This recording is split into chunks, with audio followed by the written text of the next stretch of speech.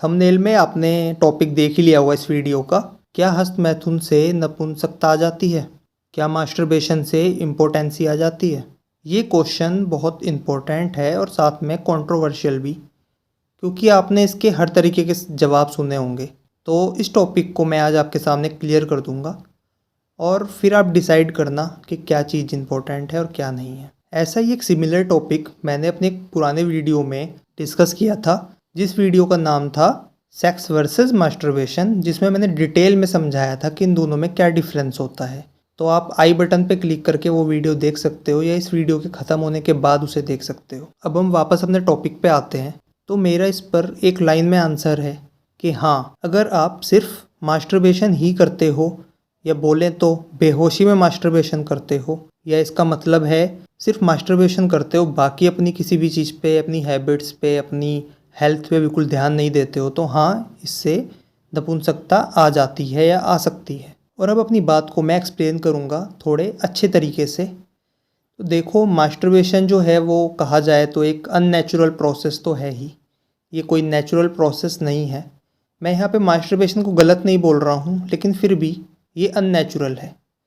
तो अगर आप किसी अननेचुरल चीज़ को कर रहे हो तो उसमें कभी कभी कोई प्रॉब्लम नहीं है, लेकिन अगर आप बहुत ज़्यादा कर रहे हो किसी चीज़ को और जो सही भी नहीं है, सेक्स को इस तरीके से बनाया गया है कि वो हमें हार्म करने की बजाय हमें बेनिफिट देता है। अब आप कहोगे कैसे बेनिफिट देता है, तो वो मैंने उस वीडियो में समझाया है अच्छे से, बाकी मैं थोड़ा सा आपको बता देता हूँ। सेक्स और मास्टरबेशन में मैं आपको मोटे मोटे दो डिफरेंस बता देता हूँ। तो पहला डिफरेंस है कि जब आप सेक्स करते हो तो उस लेवल का घर्षण नहीं होता। जब आप मास्टरबेशन में अपने हाथ से पेनिस को रब करते हो तो उसमें जितना पेनिस को नुकसान होता है उतना नुकसान सेक्स में नहीं होता, बिल्कुल भी नुकसान नहीं होता। उस लेवल का घर्षण, उस लेवल की टाइटनेस कभी रियल सेक्स में नहीं होती। तो पहला तो ये डिफरेंस है। दूसरा डिफरेंस है, कभी आप नोटिस करना कि सेक्स करते हुए एक मेल जो है एक्सरसाइज कर रहा होता है, जिससे उसका टेस्टोस्टेरोन लेवल नॉर्मल रहता है, लो नहीं होता। और दूसरी बात है कि उसके बॉडी की गर्मी उसके पसीने के थ्रू बाहर निकल जाती है। लेकिन मास्टरबेशन में इससे अपोजिट होती हैं चीज़ें। मास्टरबेशन में आप पेनिस को बहुत हार्म कर देते हो, उसको टाइट पकड़ के हार्म करते हो, और साथ में जो आप घर्षण करते हो, हाथ की जो गर्मी होती है वो पेनिस को बहुत नुकसान देती है। साथ में इससे कोई एक्सरसाइज नहीं होती, आपका टेस्टोस्टेरोन लेवल कम होता है, नॉर्मल भी नहीं रहता, लो होता चला जाता है।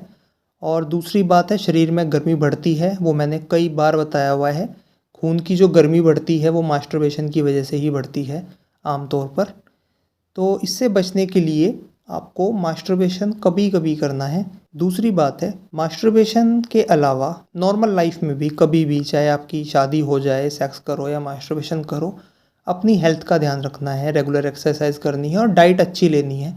क्योंकि अगर आप डाइट नहीं लोगे तो आप मास्टरबेशन करो या सेक्स करो, बॉडी से जो आपके स्पर्म निकल रहा है वो बॉडी में कहीं ना कहीं वीकनेस लाता है, और उसकी पूर्ति करने के लिए आपको एक अच्छी डाइट लेनी ही चाहिए। और जैसा मैं हमेशा रिकमेंड करता हूँ, अगर आप मास्टरबेशन करते हो तो उसे कभी भी छोड़ने के बारे में मत सोचो, क्योंकि उसे छोड़ने में आप जितनी एनर्जी अपनी वेस्ट करोगे, उससे अच्छा आप उस एनर्जी को कहीं और यूटिलाइज कर सकते हो, अपने गोल्स पे लगा सकते हो, अपनी स्टडीज़ में लगा सकते हो।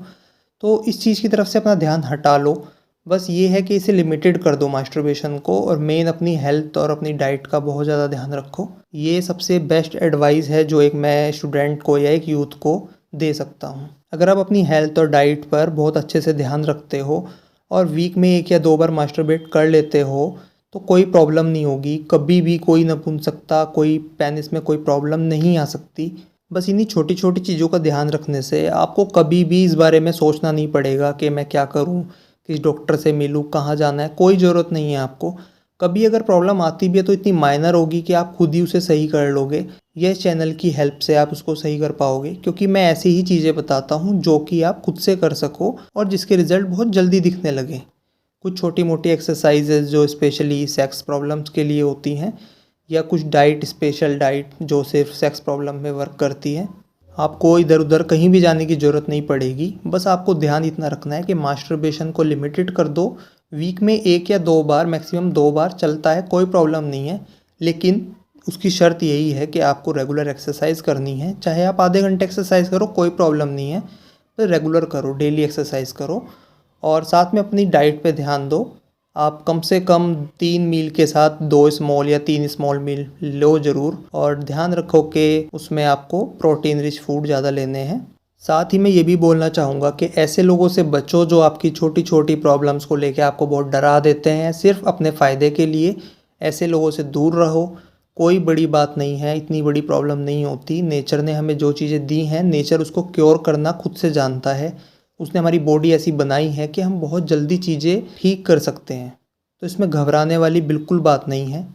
तो ऐसे लोगों से बहुत दूर रहो जो आपको डराते हैं कि ऐसा हो जाएगा, वैसा हो जाएगा, या आप अपनी प्रॉब्लम लेके जाते हो तो बोलते हैं कि ये तो बहुत ख़राब हो गया, कोई बहुत बड़ी प्रॉब्लम हो गई। वैसा कुछ भी नहीं होता है। बस आपको अपनी लाइफ में थोड़ा सा कंट्रोल लेके आना है, थोड़ी अपनी हैबिट्स को सही करना है, बस इतना ही होता है। इससे ज़्यादा किसी भी चीज़ की ज़रूरत नहीं है। बस अपने ध्यान को हटाकर किसी अच्छी चीज़ में लगाइए, गोल्स में लगाइए, अपने अच्छी हैबिट्स में लगाइए, हॉबीज़ में लगाइए। यहाँ से ध्यान को जितना हटाओगे उतना अच्छा रहेगा, और चीज़ें लिमिटेड कर दोगे। एक बार चीज़ें फिक्स हो जाती है ना, फिर आपको प्रॉब्लम नहीं होती बार बार उन पे ध्यान देने की। तो इस वीडियो में इतना ही। जो मैसेज मुझे आपको देना था वो मैंने क्वेश्चन के माध्यम से दे दिया। और अगर आप किसी प्रॉब्लम को लेके मुझसे बात करना चाहते हो तो टेलीग्राम का लिंक और टेलीग्राम चैनल का लिंक दोनों ही मैंने आपको दे दिया है। Thanks for watching, bye.